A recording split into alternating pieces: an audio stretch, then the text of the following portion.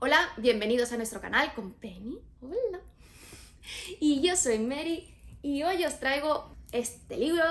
El problema de los tres cuerpos de Cixin Liu o de Liu Cixin, según utilicemos el nombre o el apellido en primer lugar. Se trata de un libro de ciencia ficción dura por este escritor chino que inicia la trilogía del recuerdo del pasado de la Tierra. Este primer libro fue publicado inicialmente en China por entregas y después se recogió en un único libro en el 2008, convirtiéndose en uno de los más vendidos en China. Por ese motivo fue traducido al inglés en el 2014 y por una carambola del destino ganó el premio Hugo, gracias a que en esos momentos hubo un escándalo bastante sonado en los premios Hugo, los premios Locus y los diferentes premios literarios, ya que se creía que eran completamente imparciales y en cierta manera lo eran. Pero la cosa es que únicamente llegaban finalistas las obras que habían sido escritas en inglés y muy pocas obras que hubiesen sido escritas en otros idiomas llegaban a ser finalistas. Debido a este escándalo, uno de los finalistas retiró su obra y se quedó un agujero allí en los que eran finalistas, por lo que se decidió escoger El problema de los tres cuerpos como finalista, ganando el premio Hugo, ya que ni siquiera se habían leído el libro los jueces y cuando se lo leyeron pues consideraron que era el mejor. Después de ganar el premio Hugo se vendieron muchísimas copias en Estados Unidos, ya que hay mucha gente que compra los ganadores del premio Hugo, y gustó, se vendieron más libros y finalmente fue traducido a muchísimas más lenguas, incluyendo el castellano, que fue publicado por Ediciones B bajo su sello Nova con unas 400 páginas o así. A raíz de este éxito, Cixin Liu escribió las otras dos partes que ya tenía en mente y también se convirtieron en bestsellers. De hecho, en tanto bestsellers, tanto en China como en Occidente, ya que es un estilo que es muy accesible, o sea, recuerda muchísimo a los escritores de ciencia ficción dura, a pesar de las diferencias culturales e ideológicas que están en el libro. El comunismo está muy presente a lo largo del libro, así como la cultura oriental, pero a pesar de ello es fácil de leer. A mí, para que os hagáis una idea, me recuerda un poco al estilo de Haruki Murakami, pero menos descriptivo. Pero en el sentido de que hay cosas que ellos no le dan tanta importancia a los que nosotros sí les damos, por lo que ciertas cosas pueden resultarnos extrañas en un primer momento, pero luego te vas acostumbrando. De hecho, esta trilogía ha tenido tanto éxito que Netflix ha comprado los derechos después de que se intentase hacer la película en su momento y fracasase en preproducción, o sea, ni siquiera llegó a contratar a nadie, para que Benioff y Weiss, que como todos sabréis se había pasado a Netflix, la desarrollen. Así que ya veremos qué sale de allí, porque para empezar a mí ya me parece una serie difícil de adaptar. Pero bueno, Benioff y Weiss podrán haber destrozado mucha parte de Juego de Tronos, pero no se les puede negar de que tienen mucha idea de cómo producir una serie. Así que esperemos que no se metan en los guiones y se queden únicamente en el modo producción. Los personajes de esta trilogía y sobre todo del primer libro, porque tengo que decir, como en todo, que únicamente me he leído el primer libro, evidentemente hablaré también de los otros dos, por lo que yo os hablaré pensando únicamente en el primer libro. Los personajes en este primer libro están claramente al servicio de la historia, que es la verdadera protagonista, por lo que su desarrollo queda en segundo plano y además no empatizas con ellos porque no hay desarrollo, hay muy poco y además hay muchísimos personajes que van saliendo, por lo que no llegas a conectar con ninguno de ellos. Además, dentro de esta confusión influye también los nombres chinos, ya que todos los personajes que aparecen son chinos, que tienen para nosotros nombres muy similares porque no estamos acostumbrados. Y a pesar de que hay en el inicio del libro un glosario con los diferentes personajes, la verdad es que te lías. A mí no me ha hecho falta mirar la lista de personajes en ningún momento, pero sí que me he tenido que parar a pensar quién era quién. Esto cambia a partir del segundo libro, parece, ya que los personajes están mucho más desarrollados y además también aparecen personajes occidentales. La acción es también irregular, ya que hay momentos muy pausados porque evidentemente es ciencia ficción dura, por lo que aparece mucha jerga científica y se explican cosas de física y astrofísica bastante difíciles. No hace falta que se entienda todo para disfrutar del libro, pero sí que puede necesitar una relectura o mirar Wikipedia o internet en general para entender más o menos lo que nos está explicando. Asimismo, la acción en sí, sin contar estos momentos de pausa, es irregular porque hay momentos muy lentos, luego momentos muy rápidos, pero para mí este libro es disfrutable. Pero sí que es cierto que he visto que hay mucha gente que se rindió en el primer libro y que luego por recomendación de otras personas han seguido leyendo, y todo el mundo coincide en que el segundo y el tercer libro son mucho más ligeros y mucho más occidentalizados, porque al parecer el primero, cuando aún no había salido de China, la editorial influyó mucho en lo que se estaba escribiendo porque lo estuvo fiscalizando, porque tenía que adaptarse al gobierno chino y a la censura que hay allí, pero tras el éxito del primer libro lo dejaron mucho más libre para el segundo y el tercero, y como Cixin Liu ha sido muy influenciado por escritores de ciencia ficción de Estados Unidos, del Reino Unido y de Europa, no los he leído, pero parece que todo esto se traslada en el segundo y el tercer libro, además de que la magnitud de todo lo que sucede va creciendo exponencialmente a medida que va avanzando la historia. Así que para aquellos que únicamente os hayáis leído el primer libro o que estéis pensando en leéroslo, si os dicen que el primero es difícil, no os rindáis, sobre todo si ya tenéis experiencia con la ciencia ficción dura. Así, de hecho, el título El problema de los tres cuerpos hace referencia a un problema matemático que solamente se ha solucionado en parte, o sea, tanto en el libro como en la realidad, que consiste en intentar prever el movimiento de tres cuerpos con la misma masa según las leyes universales de la gravedad. El libro empieza en mitad de la Revolución Cultural China, durante la cual se censuró y prohibió todo lo que tuviese origen occidental, no únicamente en la literatura o la cultura, sino también los conocimientos científicos y matemáticos, cosa que en su momento también hizo una parte de los nazis, creyendo que el progreso debía quedar en manos únicamente de las ideas que surgiesen dentro de China. Claro, ¿qué pasó? Que eso era imposible, porque además también querían separarse de la tradición china, y la cosa es que dejaron un vacío de contenido que provocó que durante los 10 años que duró la Revolución Cultural prácticamente no hubiese progreso, y además se paralizasen todas las universidades, ya que durante la Revolución Cultural las universidades se convirtieron en campos de batalla porque se perseguía a los intelectuales y a los profesores. Y esta violencia no fue solo contra los intelectuales y los profesores, sino también entre las diferentes facciones del Ejército Rojo, del que formaban parte niños, o sea, no solamente adultos o adolescentes, sino prácticamente niños. Y estas facciones se mataban entre sí, y así el libro empieza con una lucha entre facciones que tú lo estás leyendo y no sabes de lo que está pasando, sobre todo porque sabes que es ciencia ficción y no lo entiendes, pero de verdad que superad esta barrera, porque además es muy interesante, ya que no sabemos demasiadas cosas sobre este periodo de China. En concreto, la acción se sitúa en la Universidad de Tsinghua de Pekín en 1967, donde una astrofísica que está recién graduada, Ye Wenji, es testigo de cómo unas estudiantes exaltadas del Ejército Rojo matan a su padre a golpes por no renegar de la ciencia y en concreto de la física, ya que él es físico, y además por haber enseñado intencionadamente estas ideas contrarrevolucionarias a sus alumnos. Cosa de las dictaduras. Wenji es a su vez enviada a un campo de reeducación después de la ejecución de su padre en las montañas de Mongolia, y la meten a talar árboles, a una astrofísica.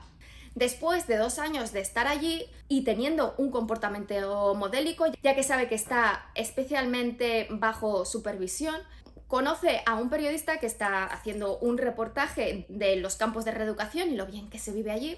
entre comillas, evidentemente, y le presta un libro que está traduciendo que se llama Primavera Silenciosa, sobre los peligros ecológicos existentes, y este periodista prepara una carta para el gobierno central explicando que la deforestación de las montañas de Mongolia puede tener consecuencias desastrosas, y evidentemente esta carta no gusta al gobierno, que considera que es sediciosa, y el periodista, para no caer él, se defiende diciendo que la carta era de Wenji, y esta, como ya estaba bajo sospecha, termina siendo condenada a prisión. Sin embargo, no pasa mucho tiempo allí, ya que en prisión es reclutada para un programa ultra secreto del gobierno, ya que necesitan sus conocimientos de astrofísica, y es recomendada por un antiguo alumno de su padre que forma parte del partido para el proyecto Costa Roja. Este proyecto es de alto secreto y le ponen la condición de que nunca podrá salir de las instalaciones situadas en Mongolia, o sea que se tendrá que morir allí dentro. La introducción se termina con Wenji aceptando entrar porque sabe que lo que le espera afuera seguro que es peor. A partir de este momento, el libro se sitúa en el 2007, o sea, 38 años después de lo último que hemos visto, e irá combinando el presente protagonizado por Wang Yimiao, un físico aplicado especializado en nanotecnología, y el pasado a través de flashbacks para saber qué pasó con Wenji después de entrar en las instalaciones. Todo empieza con Miao, que es obligado a acompañar a unos policías que lo van a buscar a su casa en circunstancias muy extrañas, pero claro, no le vas a decir que no a la policía en un país así, y lo llevan a una reunión secreta militar, por lo que él está flipando, donde también además participan altos mandos militares de otros países de la ONU, cosa que aún extraña más a Miao. Y le explican que está allí debido a su relación con Fronteras de la Ciencia, con lo que él se asusta porque dice, no, pero esta organización está aceptada en China, no sé qué. Y dice, no, calma. Y le explican que varios científicos de esta organización a lo largo del mundo han muerto en extrañas circunstancias, la mayoría de ellos se han suicidado sin que hubiera señales de una enfermedad mental previa o de sucesos exteriores que hayan provocado esta reacción tan extrema. Y a Wang le afecta especialmente la muerte de una científica china 2 días antes, Yang Dong, que fue su amor platónico en el pasado. Dada su situación, ya que esta organización le ha invitado a entrar, le piden que acepte unirse a ella para llevar a cabo una investigación encubierta junto con el detective Xiqiang, que no le ha gustado mucho, que es uno de los que le ha ido a buscar a su casa, que es un detective poco ortodoxo, mal hablado y con poco respeto por las normas y por la humanidad en general. Inicialmente, Wang Miao se niega hasta que empieza a experimentar extrañas alucinaciones, ya que uno de sus hobbies es hacer fotos y ve que en los negativos empiezan a aparecer una cuenta atrás que al acabar el día aparece también en sus párpados cerrados. Se asusta muchísimo y se va corriendo a ver una conocida que forma parte de la organización de Fronteras de la Ciencia y le pide explicaciones, y esta señora, que es muy extraña, incluso por ser china, le dice que deje su investigación en nanotecnología y verá lo que pasará, y además le dice que investigue la radiación del fondo cósmico desde un radiotelescopio en una hora concreta. Wang se queda flipando, como es normal, y se fija además cuando está allí que está jugando a un juego de realidad virtual online que se llama Tres Cuerpos. Al día siguiente, cuando va a su laboratorio, decide seguir el consejo de su conocida y suspender la investigación, y en el momento que se suspende deja de ver la cuenta atrás dentro de los ojos, lo cual lo deja flipando, como es normal. Y después pues se va del laboratorio en principio para descansar, pero lo que hace es ir a ver al prometido de la científica muerta, y este le dice que ella se suicidó porque llegó a la conclusión de que las leyes de la física no eran constantes, sino que cambiaban continuamente, y que su cabeza no pudo aceptar esto y se terminó suicidando. Wang se queda muy extrañado porque dice, ¿cuándo las leyes de la física se han dejado de aplicar? Y en el laboratorio decide jugar al juego que estaba jugando su conocida, y al conectarse es un juego hiper extraño, ya que se encuentra en un planeta prácticamente desierto con un sol abrasador, y en el que ve 2 peregrinos que están yendo hacia un lugar que le explican que el planeta cambia aleatoriamente entre eras estables y eras caóticas, y que van camino de ver el emperador para presentar su teoría física de predicción de las eras, ya que lo que se busca en este juego es poder predecir las eras estables para que la civilización pueda avanzar. Lo curioso es que los habitantes de este planeta en el juego tienen la capacidad de deshidratarse completamente cuando llegan las eras caóticas, y así ampliar las posibilidades de sobrevivir. Cada vez que una civilización es extinguida porque llega una era caótica de golpe que no permite poner a salvo a la humanidad, bueno, no es humanidad porque es otra raza, termina el juego en ese momento, y cuando te vuelves a conectar empieza otra civilización. Durante todo este caos, que transcurren entre 2 y 3 días, el detective Dashi aparecerá en los momentos más inesperados para ayudarlo y darle toques de realidad, y además este personaje sirve para explicar al lector de forma más sencilla todos los conceptos físicos y de astrofísica que van apareciendo a lo largo del libro. En este punto también decide ir a ver a la madre de la científica muerta, que resulta no ser otra que Ye Wenji, y esta le habla de su hija y le da un contacto para que pueda observar la radiación del fondo cósmico a través de radiotelescopios, ya que ella era astrofísica. Tras una serie de vicisitudes, Wang puede observar esta radiación del fondo cósmico que, para explicarlo de forma sencilla, tendría que ser estable, prácticamente una línea uniforme, pero en realidad está fluctuando, por lo que todas sus creencias empiezan a derrumbarse y podemos entender por qué muchos científicos se han acabado suicidando. Llegados a este punto, me interesa seguir porque es importante, pero si no os lo habéis leído y no queréis spoilers, no sigáis viendo este vídeo. Si seguís, estáis avisados. Tras este aviso, a partir de este punto en concreto es cuando empiezan a haber diferentes flashbacks en los que vemos a Wenji trabajando en el proyecto Costa Roja y después de pasar varios años en trabajos secundarios que podría hacer cualquier persona prácticamente y sin conocer qué se hace allí en realidad, cuando parece que se ha ganado la confianza de los científicos que están a cargo del proyecto, estos le informan que el objetivo del proyecto es buscar vida inteligente en el universo sin que hayan tenido éxito hasta el momento y que necesitan de su colaboración.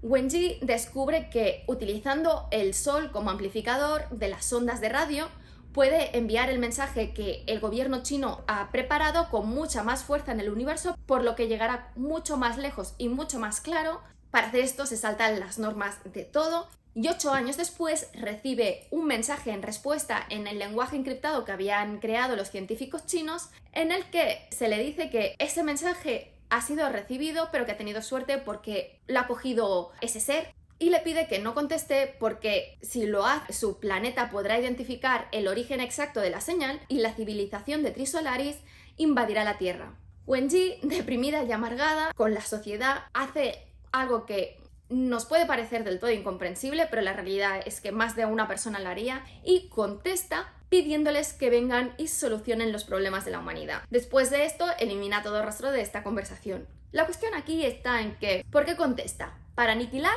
o para recibir una ayuda externa? Porque no es tonta, sabe que necesariamente el contacto con estos extraterrestres que están más avanzados supondrá la extinción de la humanidad. Los trisolarianos son así una civilización que vive a 4 años luz de la Tierra en un sistema trisolar, donde no pueden sobrevivir precisamente porque están rodeados de 3 soles y están buscando un planeta que colonizar para irse a vivir allí. Por lo que cuando reciben la respuesta de Ye Wenji no dudan en iniciar su viaje, que tardará 450 años en llegar a la Tierra, ya que está a 4 años luz, pero únicamente pueden viajar a una 10ª parte de la velocidad y además tienen que ir bajando, subiendo la velocidad. Y eso es todo.